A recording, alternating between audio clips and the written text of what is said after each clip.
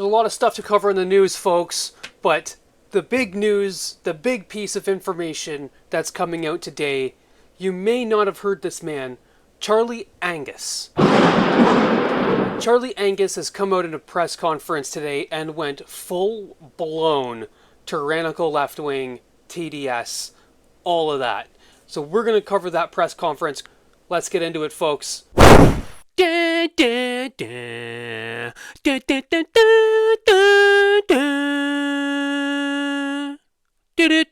morning, Canada. I'm your host, Parmesan, and this is Niagara Due North, where we talk about political stuff, lots of important stuff, but mostly political stuff. Today, Charllie Angus has come out of the woodwork. Do you not know who Charllie Angus is? That is completely okay.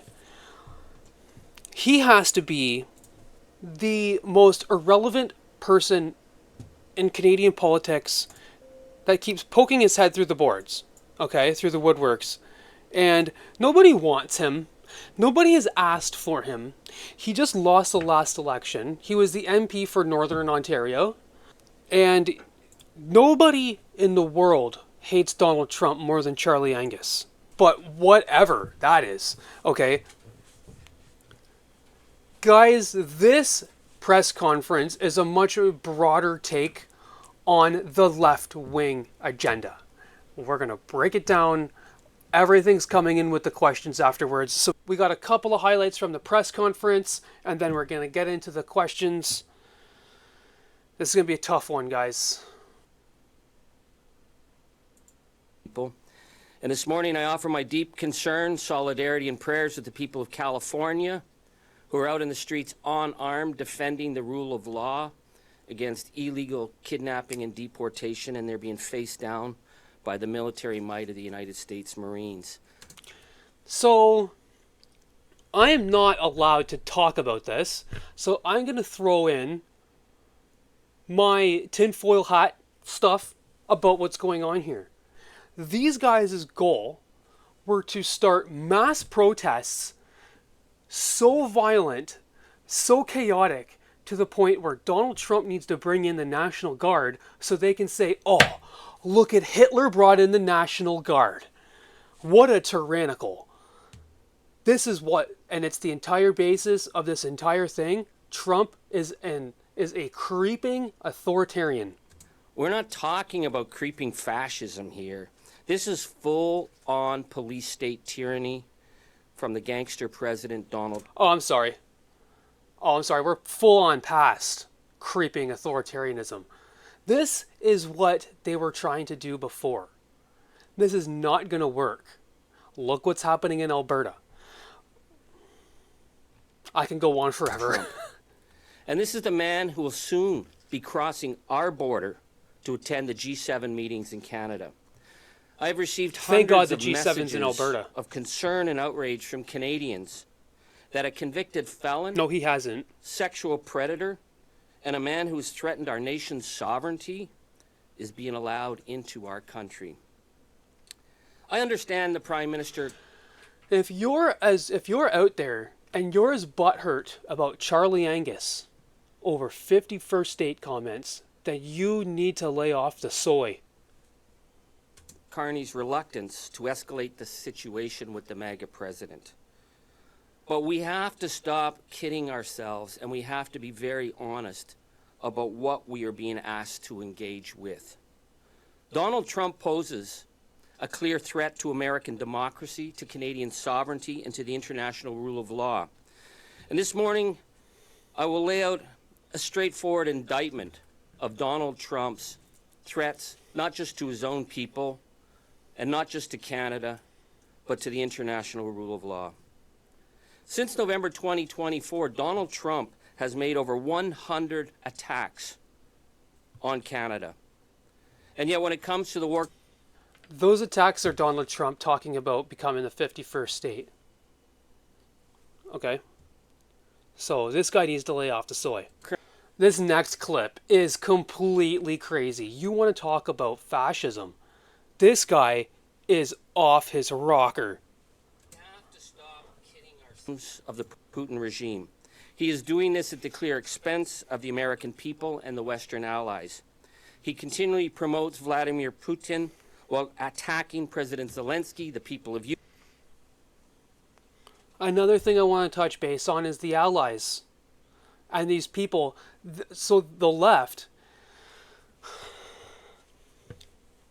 are those kinds of people who step all over you, walk all over you, rub it in your face, and then when you complain about it or when you speak up about it or even just ask like what's going on here, they claim the victim card. And they say that you are hurting them and you are a literal threat to their physical health. This is what these people do. Ukraine and the people of Canada.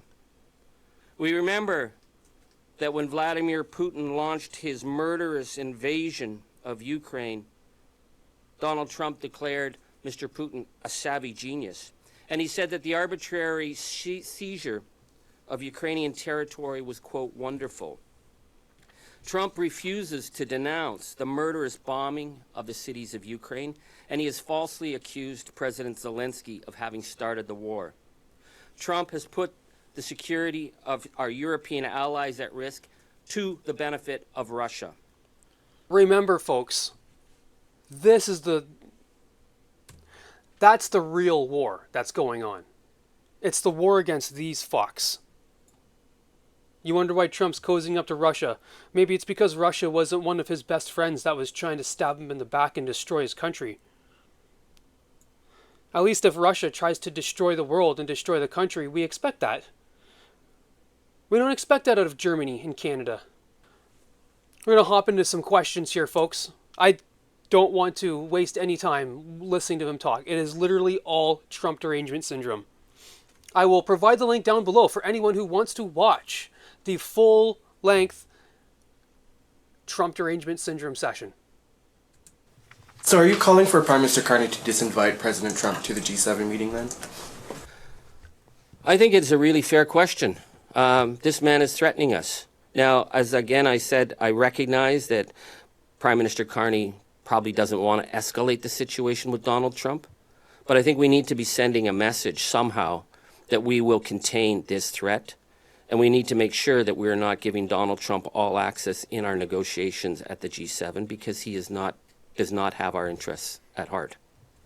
He is not. Yeah, freaking right. Okay.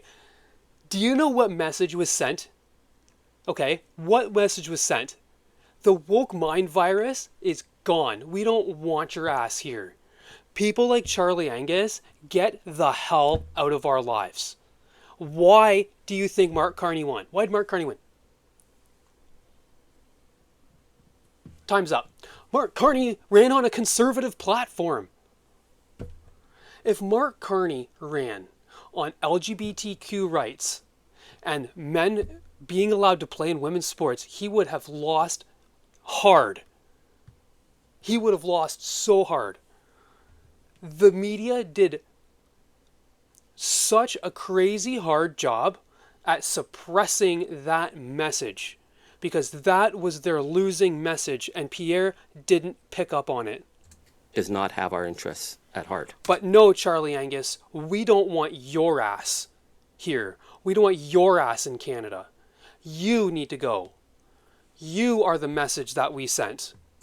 So do you think the government's current actions with more defense spending and the One Canada economy bill are enough to, I guess, sort of pad us from the threat of America? I think we are partly on the road. I think that there have been some. I got a funny video I want to show you guys about that. I saw this video from the Financial Post of the lady. She was talking with an economic expert, and he completely dismantles this one economy thing. Like, Canada's never tried that before.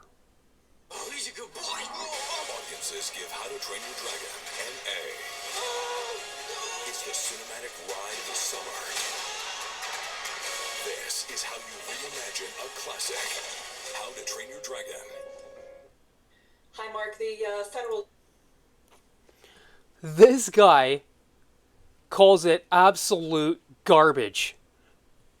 government recently introducing legislation which is just building upon this foundation of the Building Canada Act, a further pledge to removing intra-provincial trade barriers by or in and around that July 2025 date.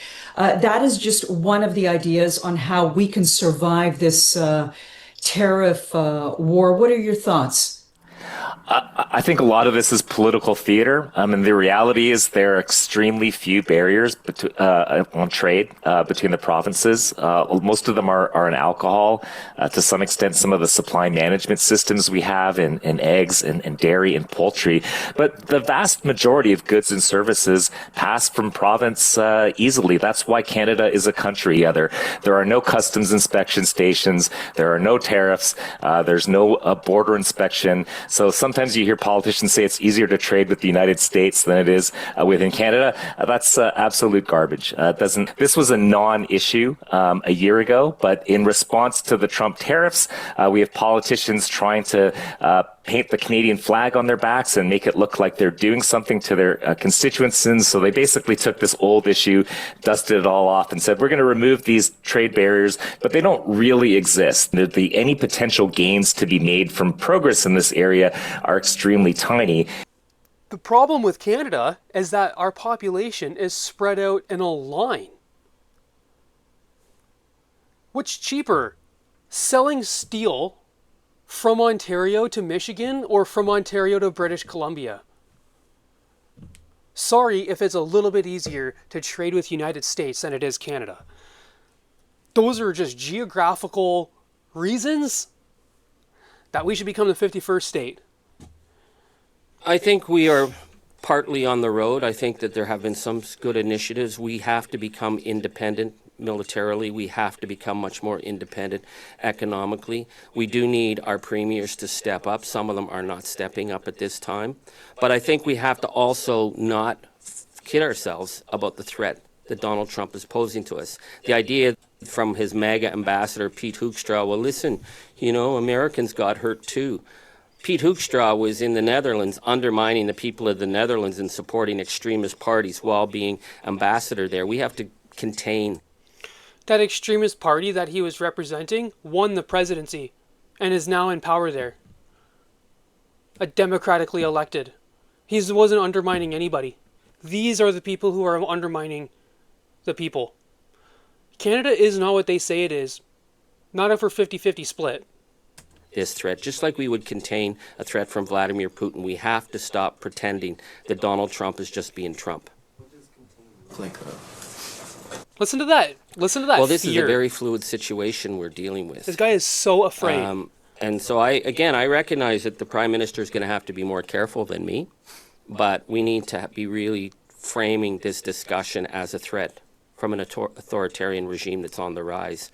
When Governor What a disgusting thing to say. What a disgusting fucking thing to say. Can you believe that? This is the United States we're talking about here. These guys are actively trying to turn Canada into a satellite of China. This is what's going on here. And they're trying to decouple us from United States so it's easier to invade from the north. some talks about this being an open threat. Don't want to be part of the Golden Dome, you stupid morons? What the hell is up with that? No, we don't want our missile defense because it's from America. To democracy at this moment. Our nearest neighbor is no longer a Democrat.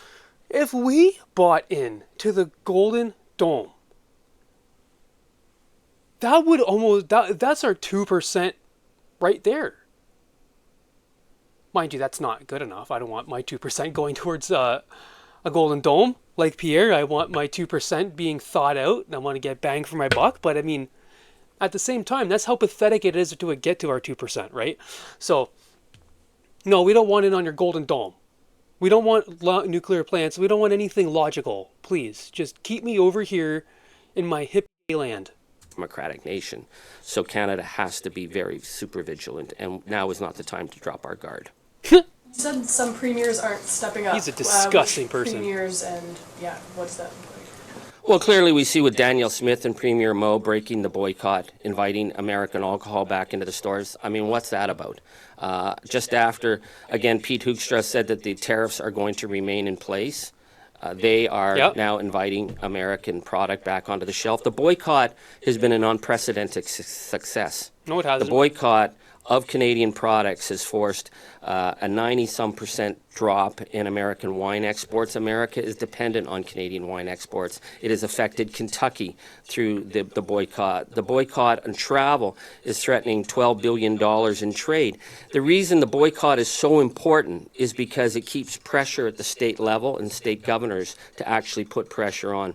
If we drop our guard, there is no way that they will ever drop those tariffs. So Danielle Smith needs to stop threatening to break up. They're acting like it's so freaking evil. They're acting like it's so evil. Trump keeps the tariffs in. He wants 10% tariffs on everybody to do business in the United States.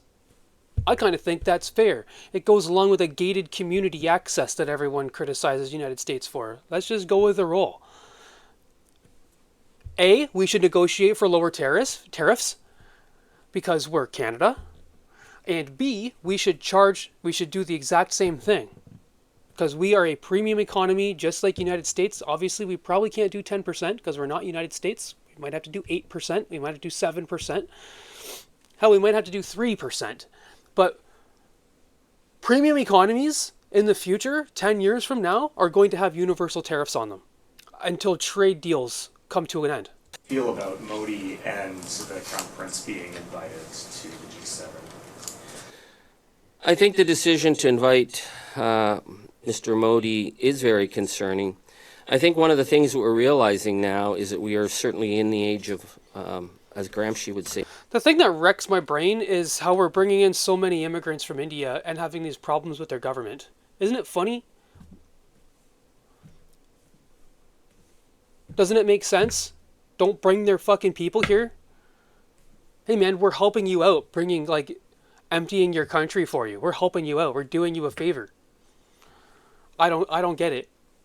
I don't know the thing there. They love Indian people, hate the Indian government. That's right, because the Indian government is oppressing Khalistanis. I haven't heard you speak to this yet since the election, maybe you have, but can I just get your general sense of your thoughts on where the current state of the NDP is right now? It's brutal results in the last election, and I'm just wondering, what do you feel about the kind of soul-searching the party needs to do and where it's at? We don't need to answer that. This video is getting a little long, but it's funny, just listening to the mental gymnastics around. Oh, we told all of our voters to just completely destroy our party and go vote for Liberals just so the Conservatives couldn't win. That is the only reason. That is the only reason they did bad. They wouldn't have done bad if they didn't try to fail on purpose. That's the only reason. That's all there is to it. TDS, guys, in full display in Canada. It never goes away. When will it stop? When will it stop, folks? Canada's the one that has to make it stop. Because we are the root. We need to make it stop, guys. Comment down below.